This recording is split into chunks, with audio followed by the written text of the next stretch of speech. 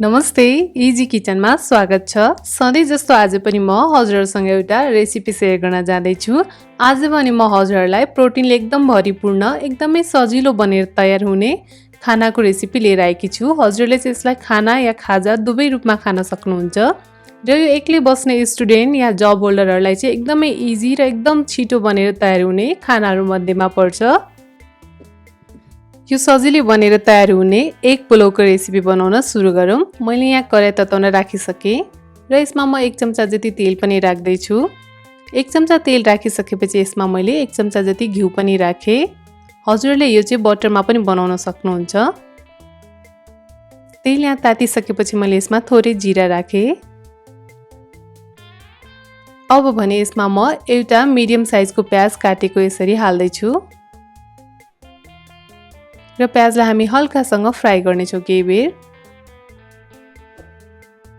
प्याजलाई मैले यहाँ 1 मिनट जति फ्राई गरेँ। हेर्नुहोस् त, यतिको भएपछि चाहिँ यो प्याज तयार भइसकेको छ। अब भने यसमा मैले मसिनो गरी काटेको अदुवा र लसुन राख्दैछु र अदुवा र लसुन राखिसकेपछि अब हामी यसलाई पनि हल्का भुट्नेछौँ। अदुवा र लसुनलाई केही बेर भुटिसकेपछि अब यसमा म मसिनो गरी काटेर राखेको टमाटर राख्दैछु र यसलाई हामी एकचोटि चलाइदिन्छौँ र यसमा अब स्वादअनुसार नुन पनि राख्नेछु। हेर्नुहोस् त, नुन राखिसकेपछि यसलाई एकचोटि चलाइदिन्छौँ र यसलाई ढाकेर हामी 1 मिनट जति पाक्न छोडिदिनेछौँ। हेर्नुहोस् त, यहाँ 1 मिनट पनि भइसकेको छ र यो टमाटर मजाले गलिसक्यो। अब यसलाई यसरी चलाउँदै म्यास गर्नु होला। त्यसपछि मैले यहाँ 1 चम्चा रातो धुलो खुर्सानी राखेँ। त्यसैगरी मैले यहाँनिर जिराको धुलो पनि राखेँ 1 चम्चा।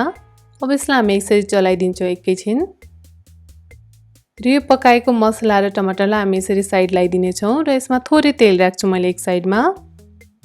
अब मैले यहाँ 3टा अन्डा लिएकी छु। यसलाई यसरी फिटेर अब हामी यहाँ कराहीमा यसलाई पकाउन राख्नेछौँ।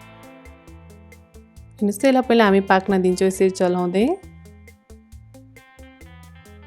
र यो यतिको पाकिसकेपछि अब यसलाई हामी यो मसलामा मिक्स गरिदिनेछौँ मजाले।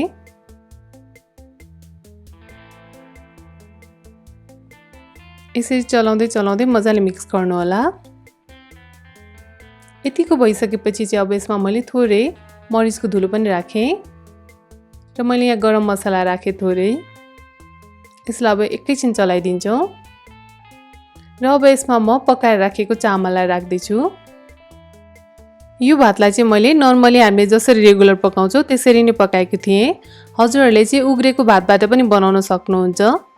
अब यसलाई चाहिँ मजाले हामी यो मसलासँग मिक्स गरिदिनेछौँ यसरी चलाउँदै। हेर्नुहोस् त, यसरी चलाएर मिक्स गरिसकेपछि अब यसलाई म ढाकेर 2 मिनट जति पाक्न पनि छोडिदिन्छु। त्यसरी राख्दा चाहिँ मसलाहरूको फ्लेभर सबै चामलमा जान्छ र यो एकदमै स्वादिलो बन्छ। हेर्नुहोस् त, 2 मिनट भइसकेको छ। यसलाई मैले यसरी चलाइदिएँ। हेर्नुहोस् त, कति सजिलै यो अन्डा पुलाउ बनेर तयार पनि भइसकेको छ। मैले थोरै हरियो धनिया पनि राखिदिएँ। हजुरहरूले पनि यो अन्डा पुलाउको रेसिपी एकचोटि ट्राई गर्नुहोला र हजुरहरूलाई कस्तो लाग्यो मैले बनाएको रेसिपी मेरो च्यानलको कमेन्ट बक्समा गएर कमेन्ट गर्न चाहिँ एकदम नबिर्सिनु होला। साथै मन परेमा लाइक र धेरै सेयर गरिदिनु होला। साथै नयाँ हुनुहुन्छ भने मेरो च्यानललाई सब्स्क्राइब गर्न चाहिँ एकदमै नबिर्सिनु होला। Thank you.